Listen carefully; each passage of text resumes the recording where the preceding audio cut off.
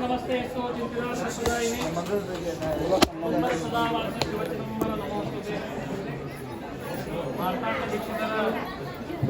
ತಪಸ್ಸಿನ ಕ್ಷೇತ್ರ ಚಿದಂಬರ ಮಹಾಸ್ವಾಮಿಗಳು ಅಷ್ಟವರ್ಷಾಂತರಾಗಿ ಪ್ರಕಟಾದಂತಹ ದಿವ್ಯ ಕ್ಷೇತ್ರ.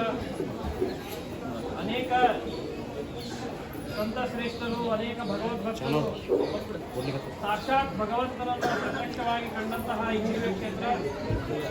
ಈ ಕ್ಷೇತ್ರಕ್ಕೆ ಶ್ರೀ ಶೇಷಾದ್ರಿ ಕನವಳ್ಳಿ ಇವರು 44ನೇ ವರ್ಷದ ಪಾದಯಾತ್ರ. ಸ್ವಾಮಿ ಅಂತಃಕರಣ ಅಪ್ಪನವರ ಕೃಪಾಶೀರ್ವಾದ ಬಲದಿಂದ ಅತ್ಯಂತ ವೈಭವವಾಗಿ, ಅತ್ಯಂತ ಆನಂದದಿಂದ ನಾವು ಮಹಾಪುಣ್ಯಭೂಮಿ ಅಮರ ಕಲ್ಯಾಣಕ್ಕೆ ಬಂದು ತಲುಪಿದ್ದೇವೆ.